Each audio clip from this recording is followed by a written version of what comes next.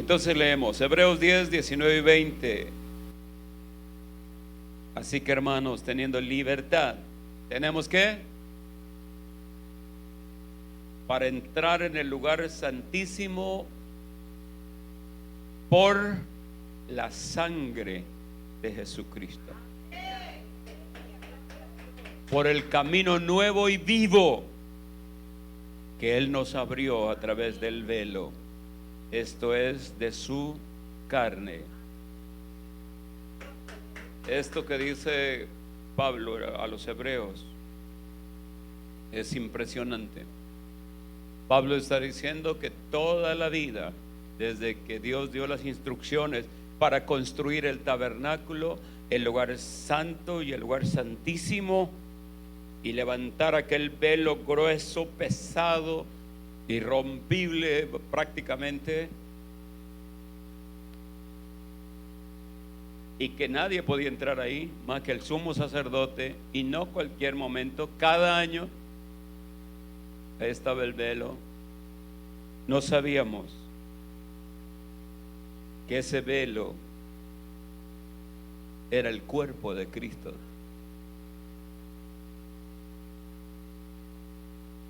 Wow. Y que cuando se abrió un camino nuevo y vivo.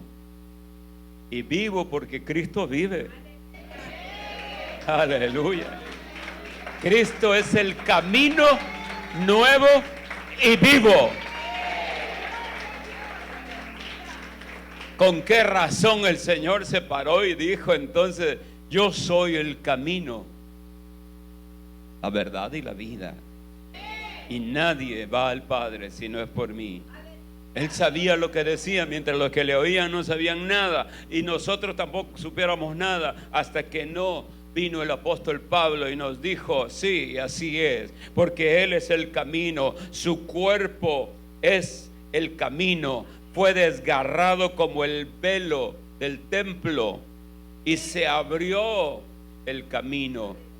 Antes era un camino de reglas, de leyes. Hoy el camino es Cristo Jesús. El camino es Cristo. No necesitamos entender mucho, solo entenderlo en lo sencillo. Cristo es el camino nuevo, nuevo y único.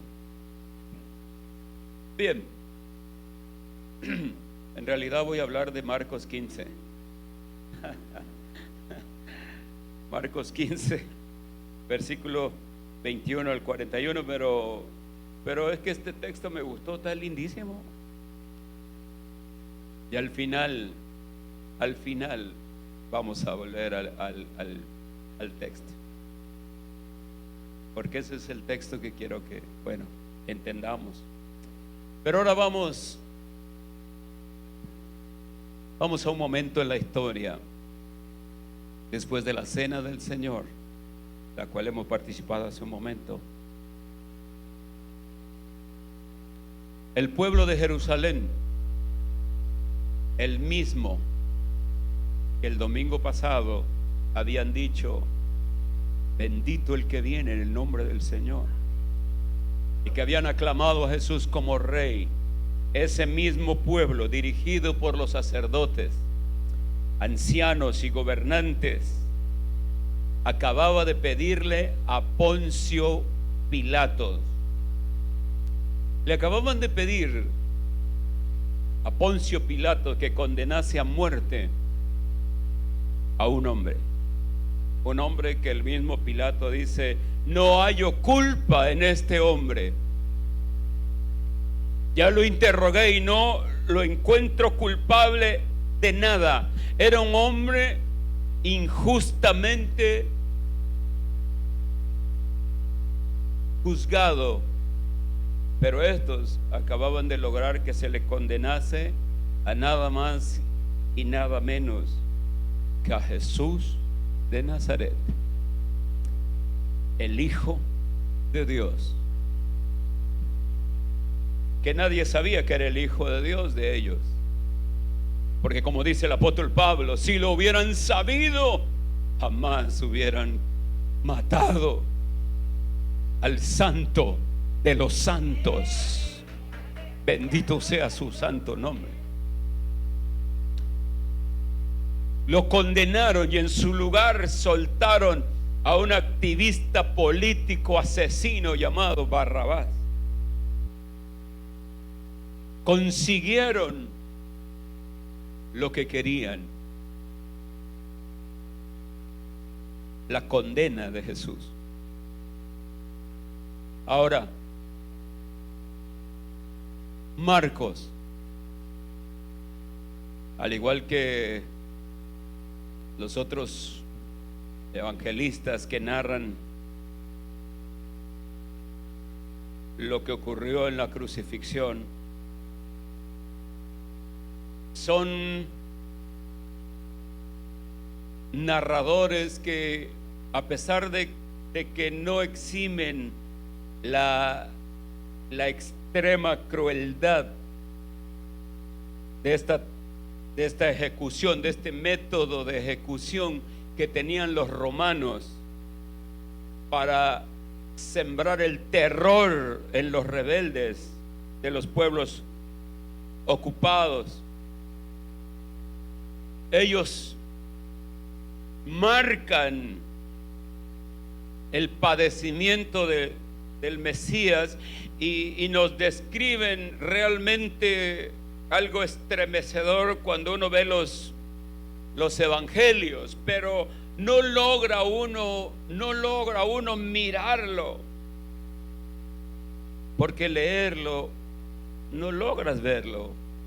Necesitas mucha imaginación y sobre todo una revelación del Espíritu Santo que te muestre exactamente lo que Jesús padeció y que el Antiguo Testamento describe de una forma magistral en el Salmo 22 y en Isaías 53, todo lo que sería el sufrimiento del siervo de Dios.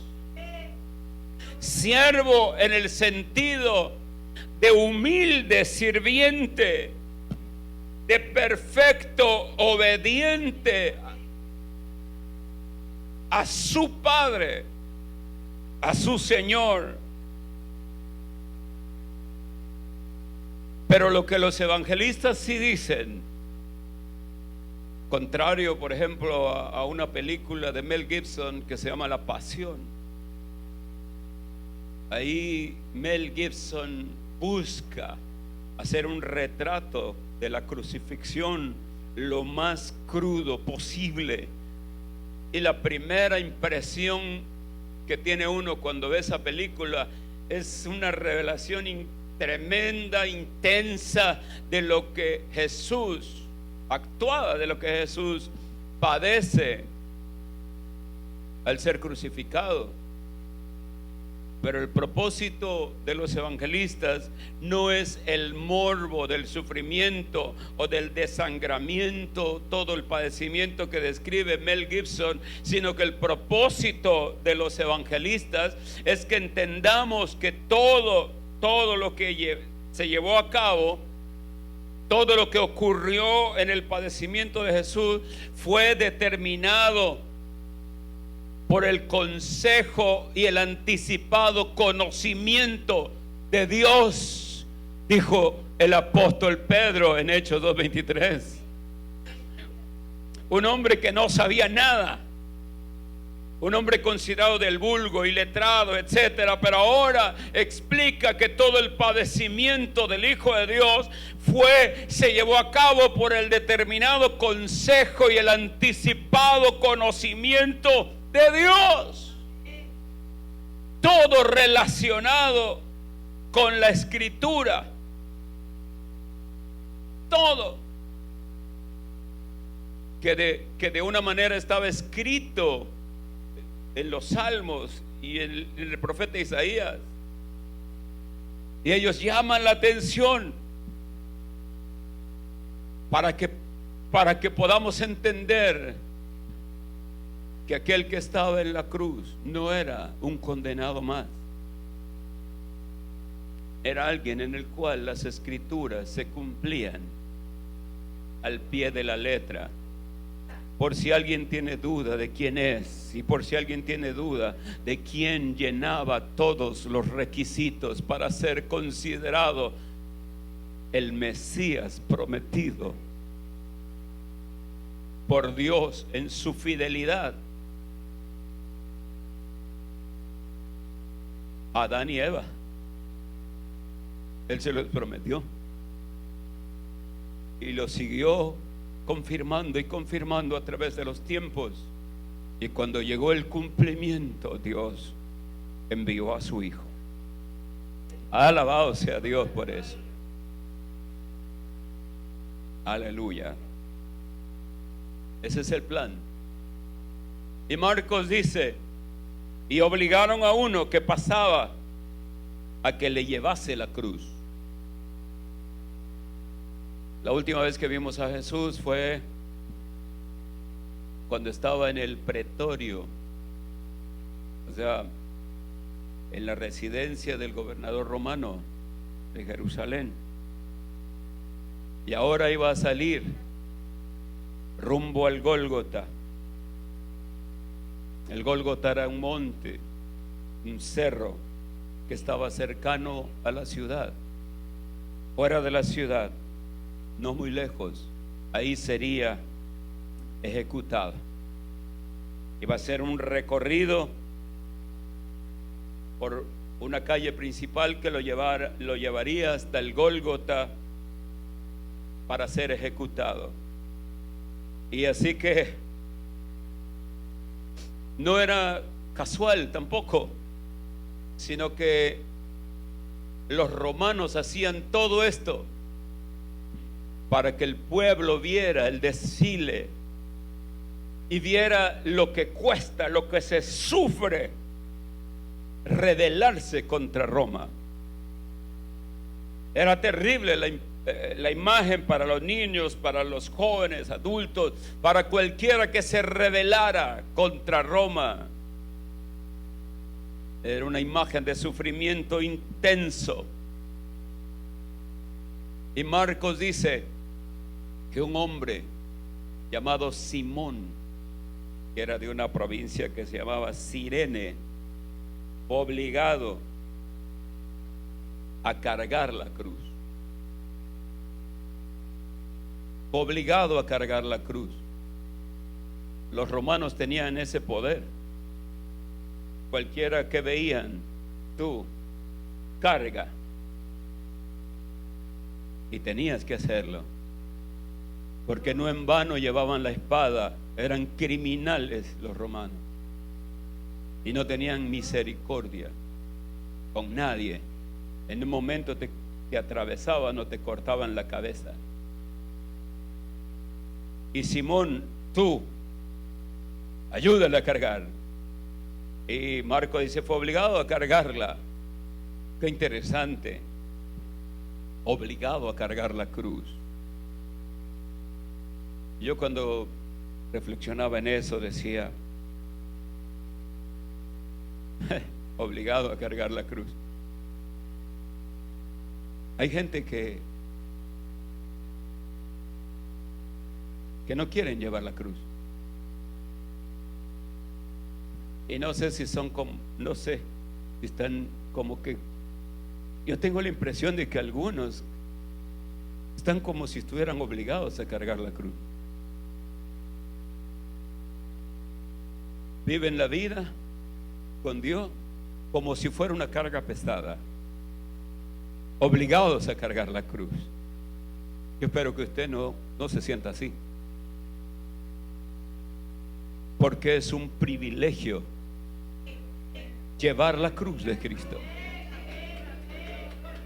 Es un privilegio y un distintivo del discípulo. Si alguno no toma su cruz y me sigue, no es digno de mí. No puede ser mi discípulo. Aleluya. Eso implica salir de ese cristianismo quejumbroso, todas las cosas que a veces le salen mal a cualquier gente del mundo y que la hacen llorar, no te debe hacer llorar a ti.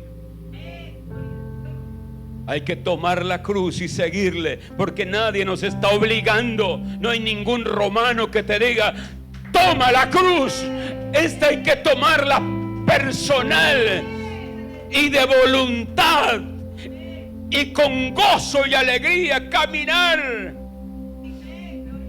porque así nos pidió Él.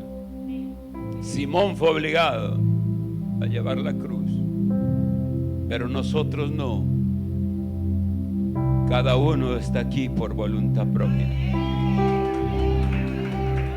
Denle un aplauso al Señor si es así. Estamos aquí por gusto. Estamos aquí porque lo amamos. Estamos aquí porque queremos estar.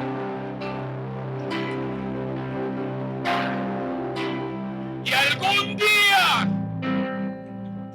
en vez de una cruz, su corona, Jesús,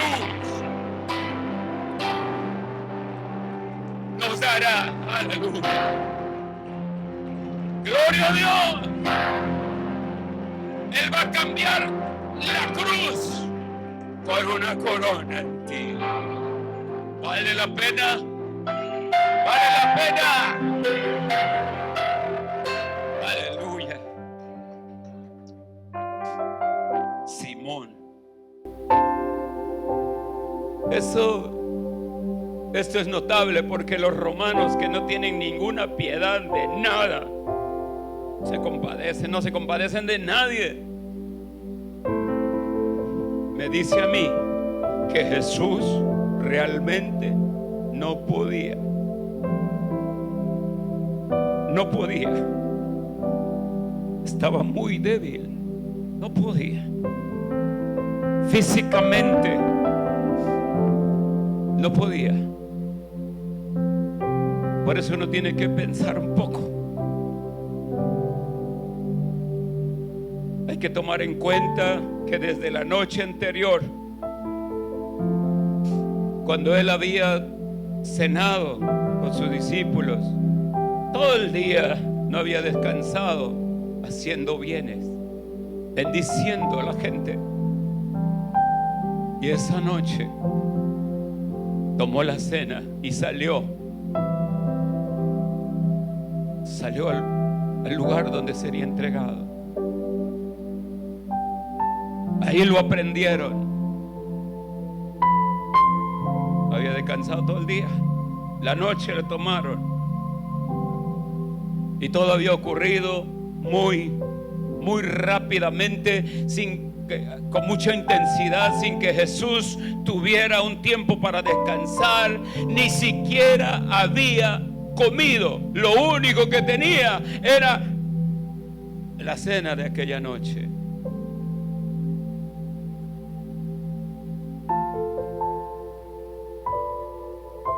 Así que era terrible.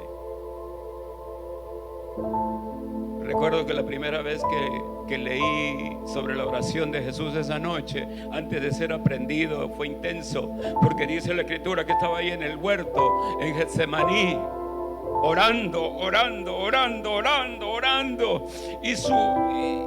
y su sudor era tan intenso que se mezclaba con sangre.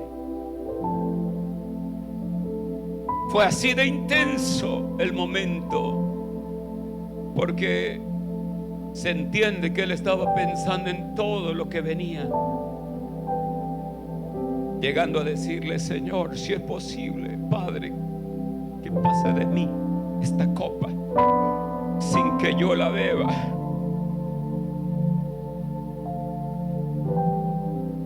Mostrándonos que aún para el Hijo de Dios la carga era demasiado grande. Toda la carga de culpa y maldad del ser humano es demasiada. Si hay veces nosotros no podemos con nuestra propia culpita, ahí andamos lloriqueando y quejándonos, deprimidos, vamos al psicólogo, al psiquiatra. Bueno, y es solo una culpita que traes ahí. No le dije a mi mamá que salí con mi novia escondida y me siento mal.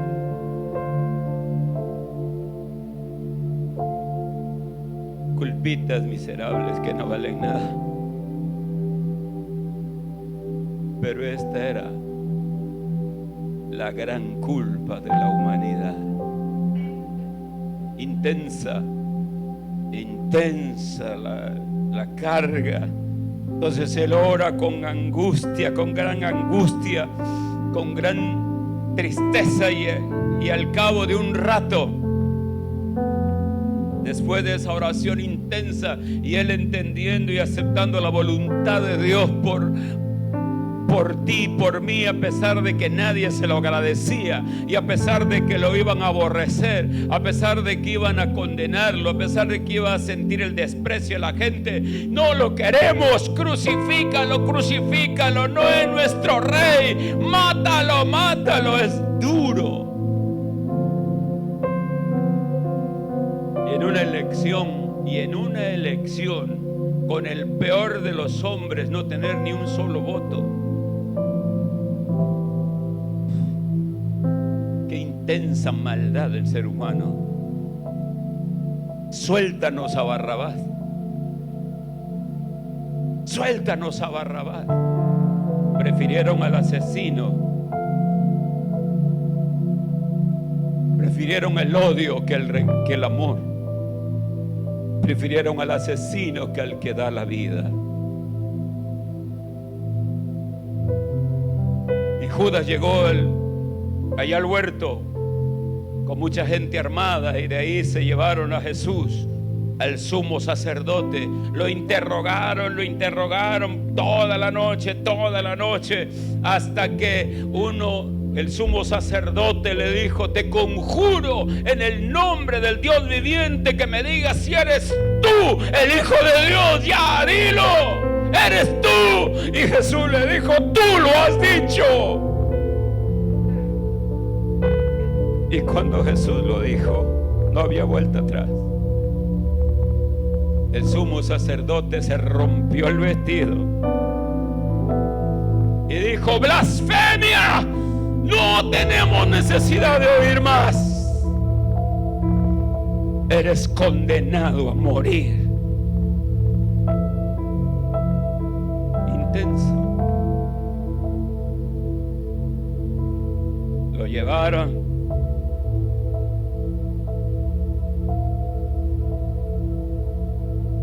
Para ser condenado. Toda la noche que pasó, antes de llevarlo con Pilato, toda esa noche, madrugada, se la pasaron burlándose de él, mientras lo custodiaban, lo bofeteaban y se reían de su ministerio. Le cubrían el rostro y lo bofeteaban y le decían: si eres hijo de Dios, si eres profeta, profetiza. ¿Quién te golpeó? Y se reían y se burlaban de la debilidad del Hijo de Dios. Al amanecer fue llevado a Pilato para ser juzgado. Toda la mañana Pilato se lo mandó a Herodes. También Herodes lo menospreció, se burló con él, lo escarneció con sus soldados y luego lo regresó a Pilato. Y dijo: no encuentro nada de culpa en este hombre, así que lo voy a azotar y lo voy a liberar. Pero era una turba enloquecida. Si lo sueltas, eres enemigo del César. Y lo amenazaron con hacerle un escándalo. Y lo que la Roma imperial siempre buscaba, y por eso actuaban como actuaban, era dar una impresión, aunque sea falsa, de paz. Si le hablabas de disturbios, ellos enseguida mataban y aplacaban, porque era importante, prioritario que haya paz. la paz romana. La paz romana era a costa de lo que sea. Nadie va a hacer disturbios. Tú estás haciendo disturbios. ¡Sa! Se acabó el disturbio. Paz. Paz romana. Por eso es tan lindo cuando Jesús dice: mi paz os dejo, mi paz os doy. Cuando Él dice yo no os la doy como el mundo, Él está diciendo básicamente: yo no os la doy como los romanos la dan. Mi paz os doy. Wow. Así que en un intento de despertar la compasión de la gente, de que se aplacaran un poco, azotó brutalmente a Jesús y después lo entregó a sus soldados. Los soldados romanos también participaron en la burla. Lo azotaron. Después de azotarlo, pusieron: oye, pero ¿te acuerdas que este dijo que es rey? Y uno de ellos tejió una corona de espinas y se la puso, se la clavó básicamente en la cabeza. Toma tu corona, le dijo. Se la clavó en la cabeza, la frente, sangró.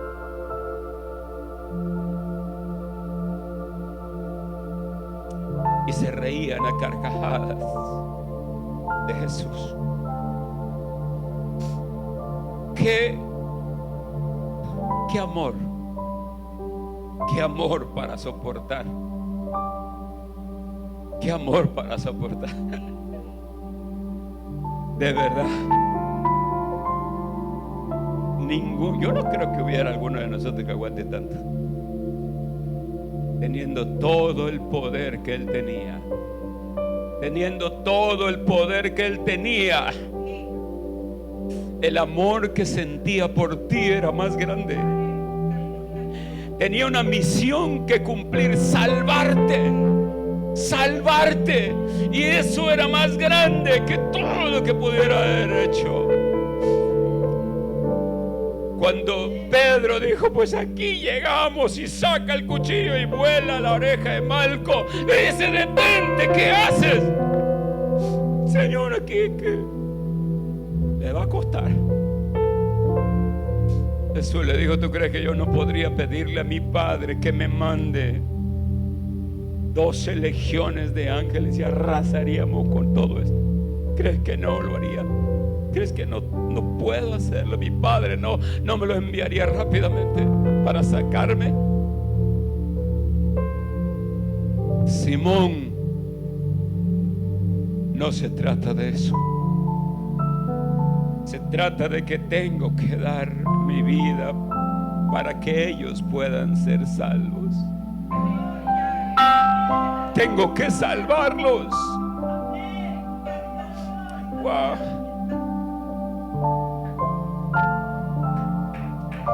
Tengo que salvar.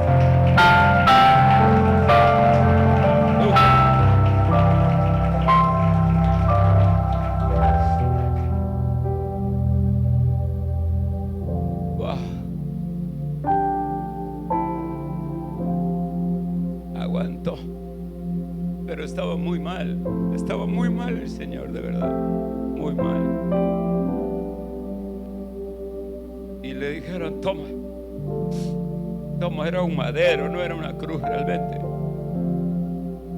Era un madero, era una parte, la parte que ponen así horizontal, porque la parte vertical esa ya la tenían en el lugar donde los van a crucificar. Solo llevaban el otro pedazo, pero era pesado. Le dijeron: toma. Y tomando su cruz salió rumbo al lugar donde pagaría el precio por nosotros. No podía, pero se esforzaba. Quería hacerlo. Jesús no quería ayuda.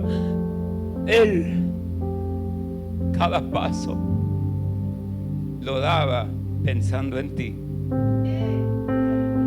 Pensaba en nosotros y daba cada paso. Y tengo que hacerlo por ellos. No sé qué es el hombre para que Dios tenga misericordia tan grande de nosotros. Y que aún no entendiendo y aún no sabiendo lo que hacemos, Él tenga la iniciativa de perdonarnos. Así que Jesús, golpeado totalmente, cansado, agotado, no puede. Y el romano mismo lo ve. Y entonces voltea y ve a un tal Simón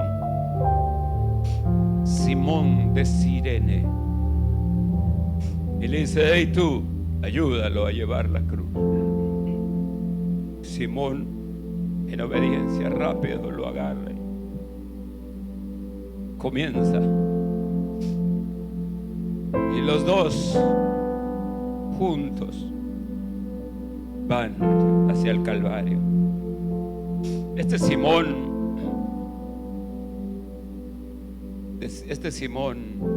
es tan interesante, que tiene una historia linda, que bueno, podría hacer un comentario sobre él. Porque Simón tenía dos hijos, tuvo dos hijos, o a lo mejor más, pero dos se mencionan en la Biblia. Uno se llamaba Alejandro y el otro se llamaba Rufo. Esos tan bonitos. Alejandro y Rufo eran creyentes muy conocidos por la iglesia primitiva. La primera comunidad cristiana ahí en Roma era muy conocida. Y Marcos, el público de Marcos, a lo que escribió su evangelio, esencialmente eran a los romanos. Y Rufo era un creyente muy importante, asociado con el apóstol Pablo. Todos tenían, cuando Rufo pasaba, Rufo era amado y respetado, porque él era muy amigo del apóstol Pablo. Rufo, el hijo del hombre que ayudó a Jesús a cargar la cruz. Imagínate, Jesús, vaya, Simón seguramente fue un creyente de eso. Y sus hijos, Rufo y Alejandro. Rufo era conocidísimo. Cuando Pablo le escribe a los romanos, porque ahí andaba Rufo, sí, todos ellos. Cuando Pablo le escribe a los romanos, le dicen: salúdame a Rufo. Wow. Si yo tuviera otro hijo, le pongo Rufo. Saludad a Rufo, salúdenme a Rufo, salúdenmelo a Rufo, escogido en el Señor.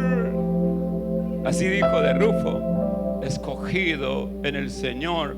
Y después dice: y a su madre, a la mamá, a la esposa de Simón de Cirene, salúdame a Rufo, escogido en el Señor. Y a su madre. Y después dice algo que te asombra. Y dice Pablo: y a su madre y mía. ¡Wow! ¡Qué familia de Simón!, ¿no? ¡Qué honra tan grande! Yo les aseguro que eso que Simón hizo fue visto allá arriba, porque todo lo que tú haces por Él y para Él es visto allá arriba. Entonces Dios le dio una esposa hermosísima, buena, mamá de Pablo también. Y le dio 2 hijos que estaban bien palancas. Salúdenme a Rufo. Salúdenmelo. Ese Simón fue llamado a cargar la cruz. Gloria a Dios. Así pasó la historia de Simón y de sus hijos que fueron escogidos por el Señor, y de su esposa, a quien Pablo la trató como a su propia madre. Y Marcos sigue diciendo: y lo llevaron a un lugar llamado Gólgota,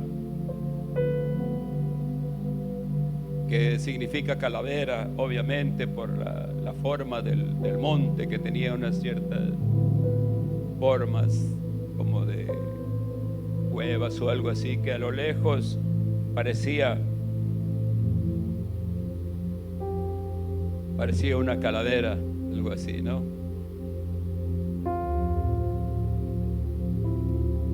Un monte que estaba apenas afuera de la ciudad. Y eso de que era fuera de la ciudad también tenía que ver con la escritura, y tenía que ver con la forma en que tenía que hacerse las cosas.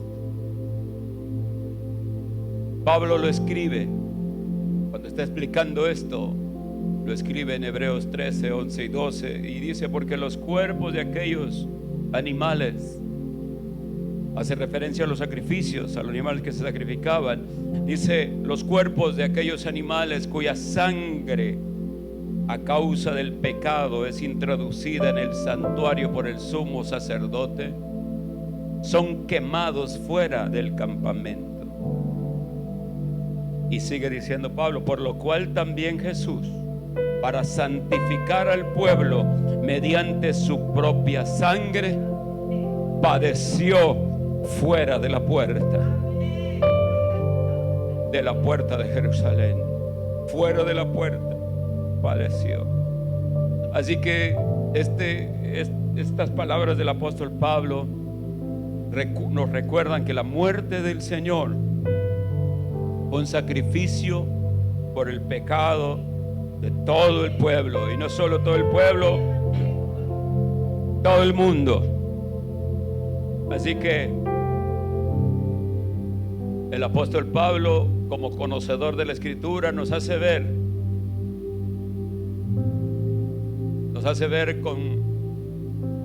recordar cómo estaba escrito en el libro de Levítico, la diferencia de la ofrenda por el pecado. La ofrenda, había varias ofrendas, pero la ofrenda por el pecado era diferente a las otras, porque el sacerdote, cuando se trataba de la ofrenda del pecado, tenía que salir del campamento, fuera del campamento, y ahí quemaba el sacrificio.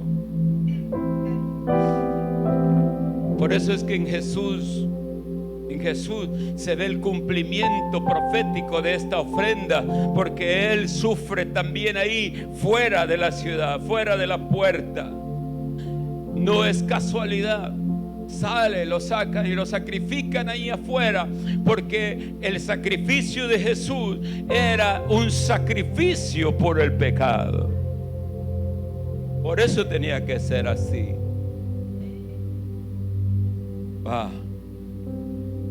Y dice Marcos: y le dieron de beber vino mezclado con mirra, mas él no quiso. Eso pasó cuando llegaron al lugar donde iba a ser crucificado. Le ofrecieron vino con mirra, que es una especie de anestésico.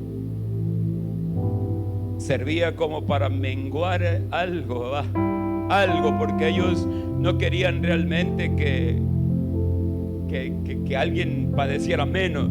Al contrario, el sacrificio de la cruz tenía que ser lo más vivo y crudo posible. El padecimiento tenía que ser sin ningún detallito, nada. Mientras más intenso, mientras más sufriente, mientras más fuera el dolor, el martirio,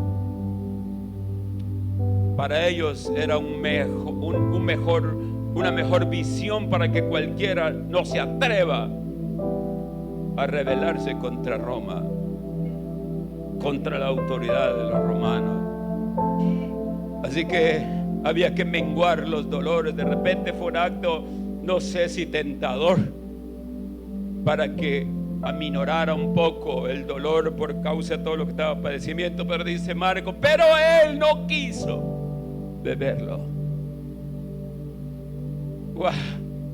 Jesús no quiso, dijo no. ¿Sabes qué nos dice eso? Que Él quiso beber la copa, pagando todo el sufrir y todo el martirio y toda la muerte que correspondía a una humanidad totalmente perdida. No hubo nada, no me bajen el dolor ni me quiten nada. Quiero pagar todo lo que debe pagarse. Todo. Es intenso cuando tú te das cuenta de que todo lo que Jesús está padeciendo por nuestro pecado es lo que nosotros deberíamos pasar. Nosotros deberíamos haberlo pasado, pero nos libró de nuestros pecados. Nosotros nos libró con su perdón, con su sangre nos limpió, sino que nos libró del padecimiento, nos libró tomando nuestro lugar para sufrir nuestros dolores, para sufrir nuestros padecimientos. Ciertamente Él sufrió nuestros dolores, dice Isaías, lo sufrió. El justo por los impíos, para poder reconciliarnos con Dios. ¡Qué cosa tan grande había en el corazón de Jesús para hacer todo esto! Sí lo está viendo conmigo. ¿Y por qué no pide servilletas entonces? ¿Por qué solo yo?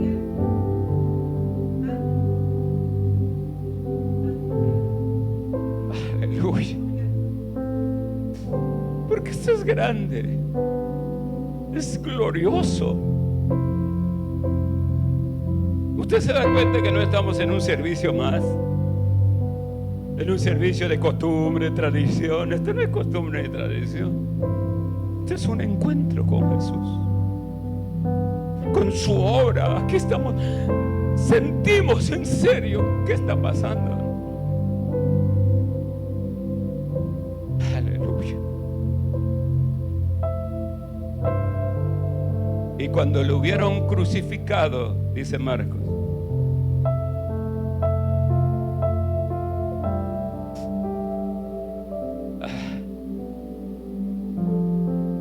cuando lo hubieron crucificado, aquí conviene hablar un poquito de la crucifixión. En primer lugar, el proceso de la crucifixión estaba lleno de humillación. Se humillaba al prisionero en público, desnudándolo. Eso era muy impactante, particularmente para los judíos. Luego se colocaba la cruz, palo, el madero en el suelo, y se acostaba al condenado de espaldas sobre ella. Ataban sus manos o las clavaban, o las clavaban y las ataban, para que no se desgarraran. Las sostenían con ciertas ataduras. En el caso de Jesús sabemos que tanto sus pies como sus manos fueron clavadas. No es que atado nada más, sino que lo clavaron literalmente de las manos y de los pies. La cruz tenía una especie de asentamiento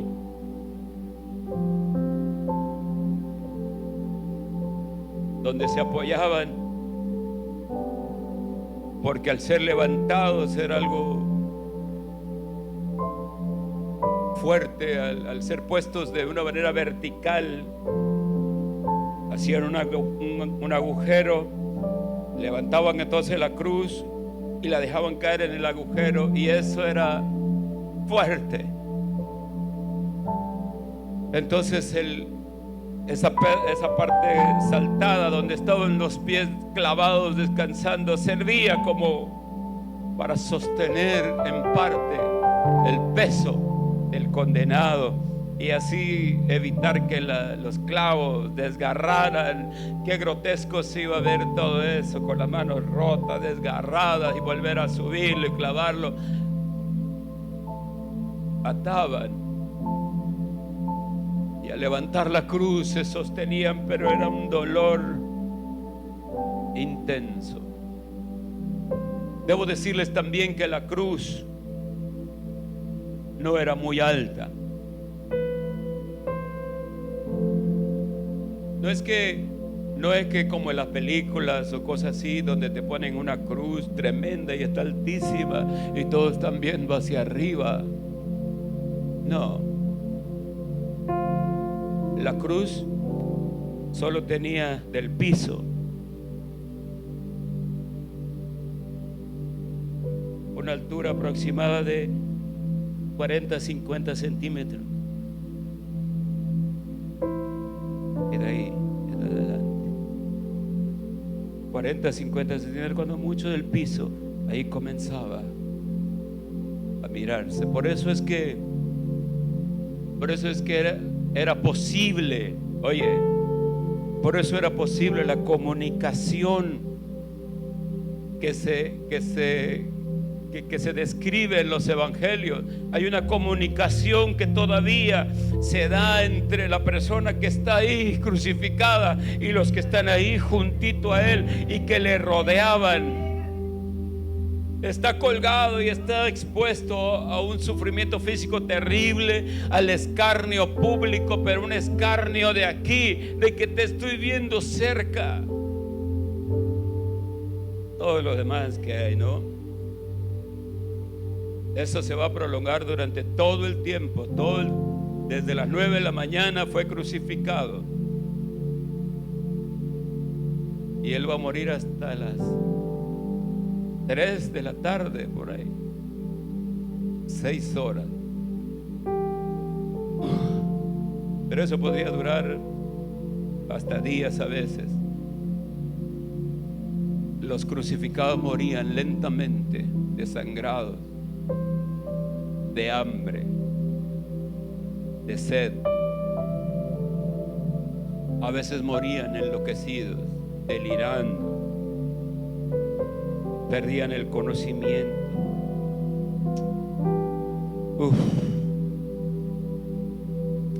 Fue un castigo inventado para que la muerte sea tan penosa y tan prolongada como el poder de la resistencia humana pudiera ser capaz de aguantar. La crucifixión era un desafío que terminaba venciéndote. Era el método de ejecución más cruel jamás practicado, porque no es lo mismo que te condenen a muerte y te inyectan letalmente, o te dan un sacudón de eso de descarga eléctrica o otras cosas, o simplemente te cortan la cabeza con la guillotina. O sea, no era así. Se trataba deliberadamente de demorar, de retardar la muerte hasta haber infligido la máxima tortura sobre una persona. De eso se trataba. Les dije que estaban cerca. Vaya, como están ustedes ahorita, así como están, así es muy posible, poquito. Así podían ver a Jesús.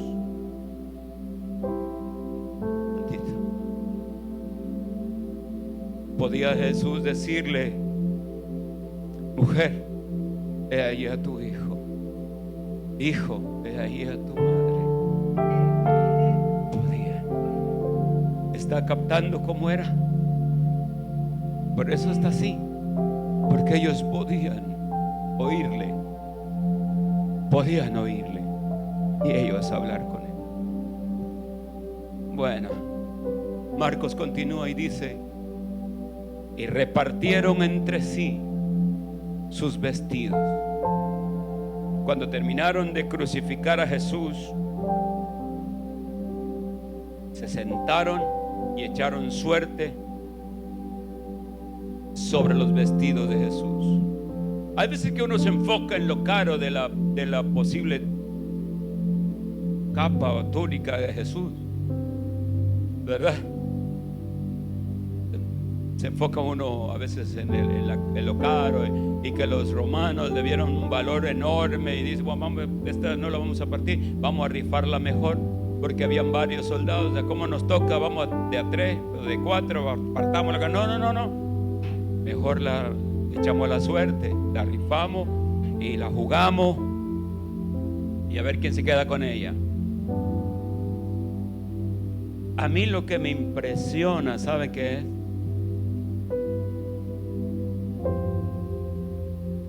Que estos hombres pudieran tener a Jesús ahí junto a ellos, muriendo, viendo todo lo que estaba pasando Jesús, y al mismo tiempo estuvieran repartiéndose sus vestidos. No sé si me expliqué, creo que no me expliqué. Una indiferencia tremenda. Junto a ellos el drama más tremendo de la historia, y ellos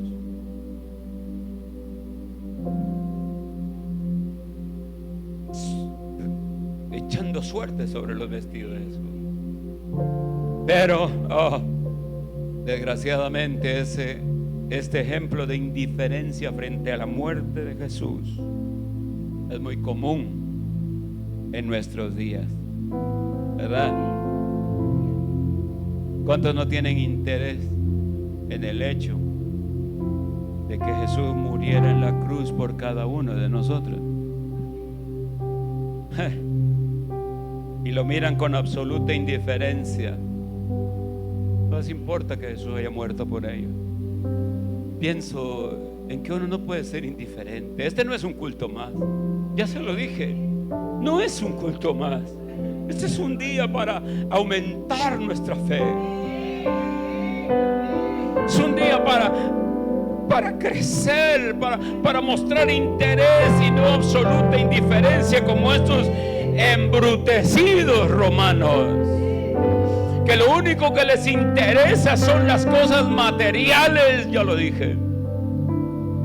Lo único que les interesa son las cosas materiales. No le importa lo que está pasando con Jesús, solo les importa sus vestidos. A ver qué ganamos aquí, a ver quién se gana esta cosa material. Pero en cualquier caso, aquellos que buscan las cosas materiales no se llevan la gran cosa. Solo unas cuantas prendas de ropa usada. Otros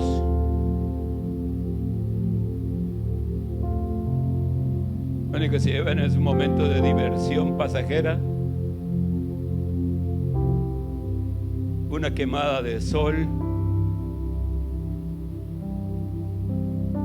que ojalá que usen bloqueador o cosas así, cuando podrían haber obtenido la salvación eterna en lugar de unas ropas. Podían haber encontrado la salvación eterna y la tenían a un lado, pero fueron indiferentes al sacrificio de Cristo. ¡Qué bueno que usted está aquí! ¡Qué bueno que está aquí! Y que no está indiferente, que está aquí atento, que está aquí adorando, que está aquí compungido en su corazón. ¡Qué bueno que está aquí, pendiente de lo que pasa! ¡Qué bueno que está aquí así! Que no está aquí obligado a cargar la cruz. ¡Qué bueno que está aquí! Porque siente que aquí debe estar. ¡Aleluya! Que más que lo material a usted busca lo espiritual.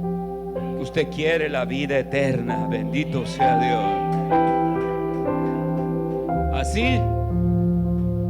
Así le quitaron a Jesús lo único que le quedaba de material en este mundo. Pero al hacerlo, cumplieron otra escritura.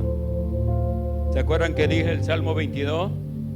El Salmo 22, versículo 18 dice: repartieron entre sí mis vestidos y sobre mi ropa echaron suertes. Esos brutos romanos, en su afán material, lo único que estaban cumpliendo era una escritura que muestra el interés material en lugar del interés eterno por Jesús. Qué bueno que estás aquí, de verdad. Qué bueno que buscas al Señor, y no porque no tengas trabajo, porque hay unos que solo buscan a Dios cuando no tienen trabajo. Cuando los corren, de repente los empiezas a ver en el templo, porque están desempleados y le piden al pastor o a su líder: ore para que Dios me dé un trabajo. Y a veces yo digo: no voy a orar, porque conozco muchos que está uno orando para que Dios le dé trabajo, y no es que le dé trabajo, chao, bye bye, sayonara, goodbye, adiós, arrivederci.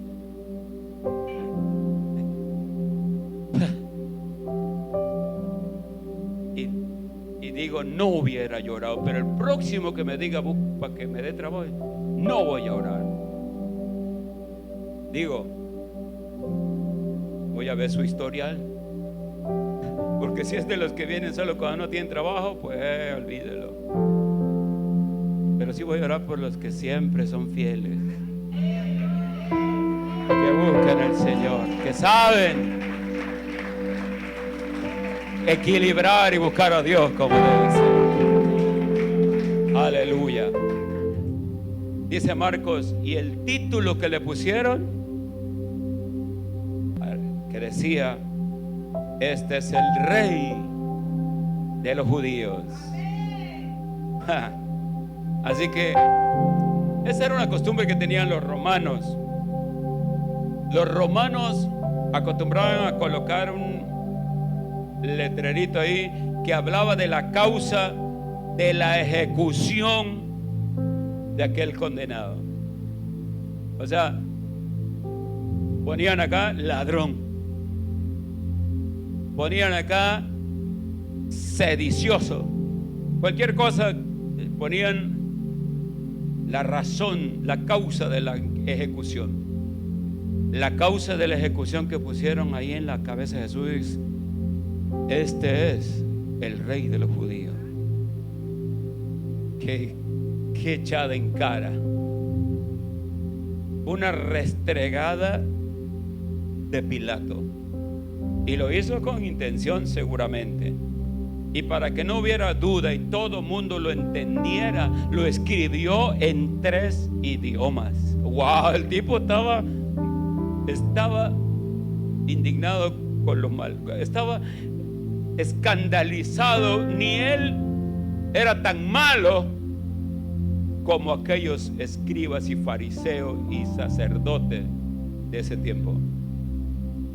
y se lo restregó para que nadie tuviera duda. Se lo puso en hebreo, en griego y en latín. Ahí te va.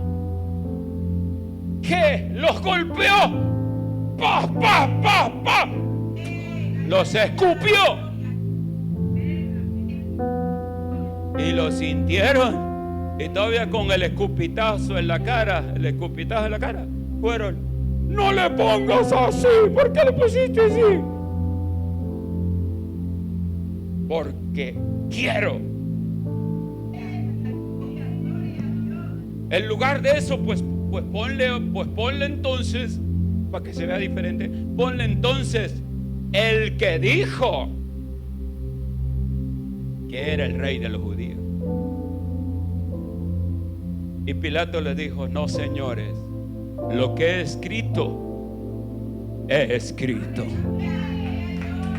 ¡Ja! Dije, bueno, en ese momentito me cayó bien Poncio. Solo en ese momentito. Lo que he escrito, he escrito. Y ahí se fueron con la cola enrollada, viendo el letrero que los culpaba, que les llegaba aquí. Porque todas las personas que pasaban lo leían: el rey de los judíos. Pasaban griegos: el rey de los judíos. Pasaban romanos: el rey de los judíos. Y ellos: no. Todas las tardes se la pasaron tratando de decir que no era así.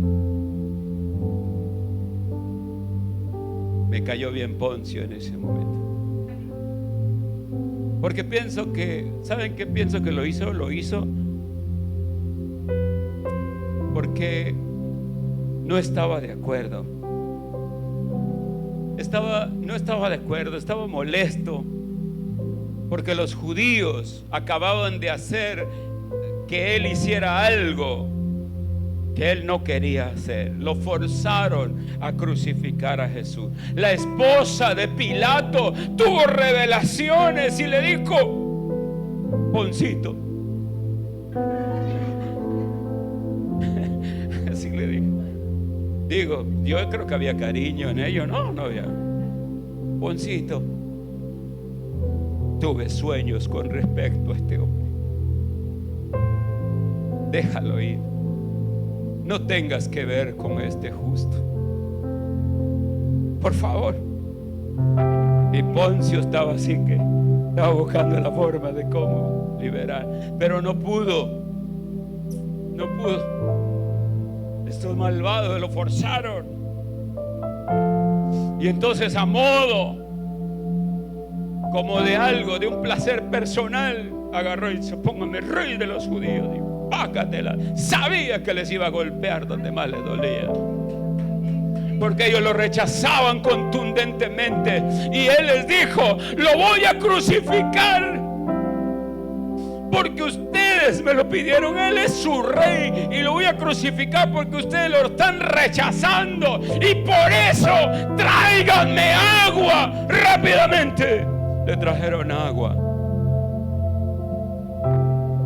Se lavó las manos. ¿Sí o no? Se lavó las manos. Y ustedes lo mataron. Listo. Ustedes lo mataron. Y los remató diciendo: su sangre. Yo me lavo las manos. Yo no quiero esto. Su sangre sea sobre vosotros y sobre vuestros hijos. Así sea.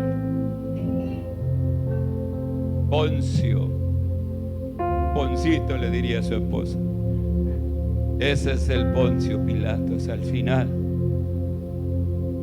Así que lo que les dijo: ustedes acaban de crucificar a su propio rey. Ustedes han renunciado a su esperanza mesiánica. Ustedes ya no tienen remedio. Ustedes ya no tienen salvación, porque al único que podía salvarlos lo han rechazado, lo han matado, lo han despreciado y crucificado. No hay más para ustedes.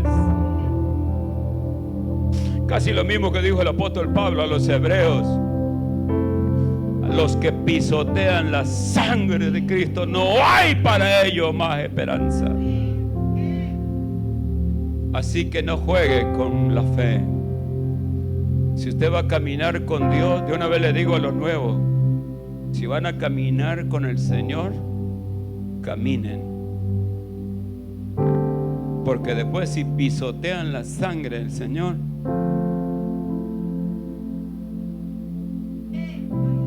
no hay más. Así que si se va a ir de una vez, lo que vayas a hacer, hazlo pronto, le dijeron a Judas. ¿Vas a traicionar? ¿Qué esperas?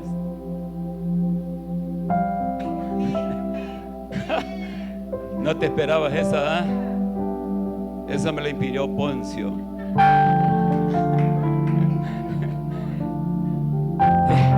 Ustedes lo traicionaron, es su rey y lo mataron. No tienen esperanza ya. Aleluya. Y Jesús dijo: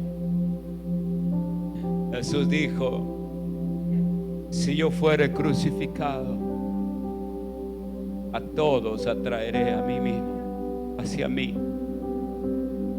En lo que él fue rechazado por los judíos. ¿Usted está entendiendo la escritura? Olvídese de Poncito, pero ¿está entendiendo la escritura?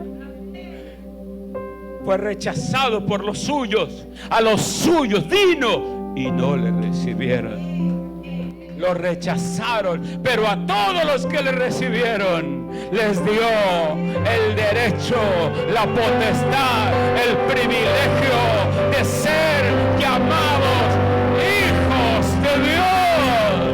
Hijos de Dios. Dios abrió sus brazos a todo el mundo. A todo el mundo. Aleluya. A todo el mundo.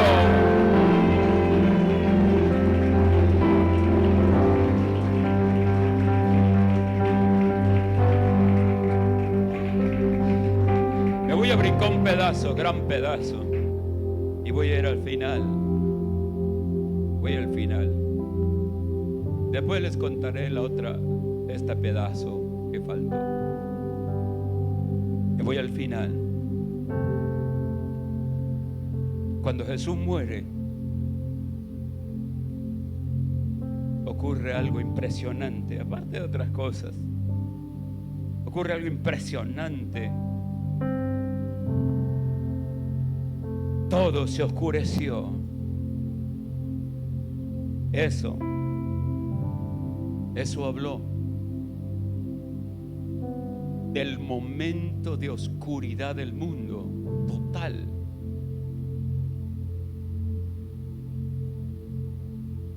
Toda esa oscuridad que estaba ahí estaba mostrando el concentrado de la maldad del ser humano, de su pecado que estaba viniendo sobre Jesús.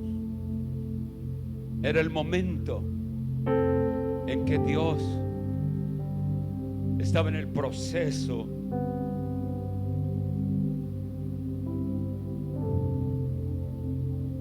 de extender un documento legal donde se firmara que todo aquel que creyera en Él no se perdiera, mas tenga vida eterna. Todo el pecado de la humanidad estaba ahí encima. Y en el momento de las tinieblas más densas, cuando todo el pecado estaba concentrado en Jesús, ocurrió algo inexplicable. Ocurrió algo que le rompe la cabeza a los teólogos, que no logran ni entienden cómo decirlo. Cómo el Padre muestra ese momento y se aparta del Hijo. Porque la Biblia dice: vuestro pecado ha hecho división entre Dios y ustedes. Y conteniendo todos los pecados de la humanidad, hubo un momento en que las tinieblas totales cubrieron la tierra. Y Dios sintió la división del pecado manifestada en el momento sobre su Hijo. Su Hijo no era un pecador, pero Él cargó en Él el pecado de todos nosotros. Eso dice Isaías. Y la humanidad se cubrió de tinieblas. Y Jesús expresó el sentimiento más desgarrador que Él nunca había vivido, pero lo vivió por nosotros. Nunca había vivido algo así. Lo vivió por nosotros. Cuando dijo: Dios, Dios mío. No dijo Padre ahora. Dijo: Dios mío, ¿por qué me has abandonado? ¿Por qué me has abandonado? Y sintió el abandono momentáneo de Dios. Qué terrible es cuando Dios te abandona. Es terrible. Eso. Y el momento de su muerte muy intenso. Cuando Él muere, el velo del templo se rasgó. Se rasgó el velo del templo. Partió. Y se abrió.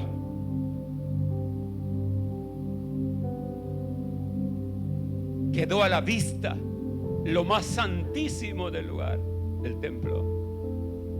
La presencia de Dios a la vista de todos. Ya no había nada que impidiera. Estaba abierto el camino. Estaba abierto el camino. Eso es lo que dice Hebreos, el verso que leímos. Nos abrió un camino nuevo y vivo. Cuando Él muere, se abre el camino hacia Dios. Ya no habría ningún camino aparte de Jesús. Jesús es el único camino. Y nadie puede ir al Padre si no es por Él. El único camino es Él. Y otra cosa.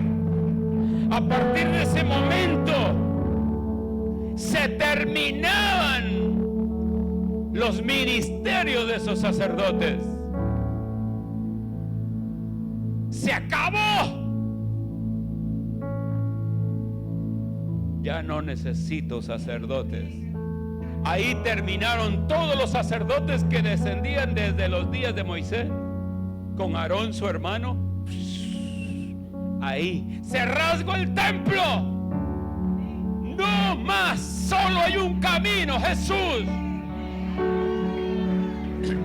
No más sacerdotes. Se acabó el sistema arónico de sacerdotes. Ahora solo habrá un sumo sacerdote en la presencia de Dios. Solo uno que va a interceder por nosotros. Un sumo sacerdote eterno en los cielos. Ya no habrá más sacrificios. Ya no habrá más sacrificios. Cristo se entregó una sola vez y para siempre. Ya no más sacrificio. Aleluya. No más sistema tema de sacrificios. Cristo es el Cordero que Dios dio para que todo aquel que crea en Él no se pierda, mas tenga vida eterna. El camino está abierto. Voy a hacer un llamado. Ve. Había uno de los romanos, no sé si había participado en la rifa o la suerte de las ropas de Jesús. Pero cuando vio todas estas cosas, estaba impresionado y dijo: verdaderamente, este hombre era el Hijo de Dios. Verdaderamente, en serio, este hombre es el Hijo de Dios. Después de oír todo esto, ¿qué dices tú? Jesús. ¿Quién es Jesús para ti?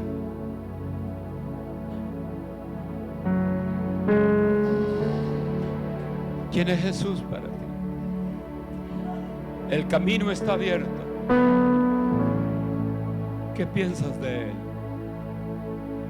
Si eres alguien que no ha venido al Señor para decirle: creo en ti, y doblar tus rodillas ante Él y decirle como los creyentes, cuando se impactan por la revelación de quién es Jesús, caen delante de Él y le dicen: mi Rey y mi Dios, Rey mío y Dios mío, tú eres el Cristo, el Hijo del Dios viviente. Y rindiendo sus corazones, entregan su vida a Cristo. Habrá alguien esta mañana, antes que oremos para finalizar, alguien que vino hoy, que escogió un Viernes Santo y creyó que iba a ser un día religioso como cualquiera, pero el Señor le habló a su corazón y entendió, y hoy quiere entregar su vida a Cristo, venir y reconocerlo como su Señor, su Rey y su Salvador. Lo invito a que venga ahora. Venga ahora conmigo para que oremos. Sea salvo. Venga conmigo, oramos. Entréguese a Jesús. Es importante. Dios la bendiga, hermana. Dios la bendiga mucho. Dios la bendiga. Dios te bendiga. Dios la bendiga. ¿Alguien? Gracias por sintonizarnos esta noche. Si te ha gustado este mensaje, dale like. Te invitamos a suscribirte y activar la campanita para recibir las notificaciones a tiempo. También te invitamos a nuestros servicios online los domingos a las 10 de la mañana y los miércoles a las 7:30. Nuestra iglesia en servicios presenciales funciona los domingos. También tenemos actividades lunes a las 5 de la tarde y terminamos a las 7 de la noche. Hasta la vista.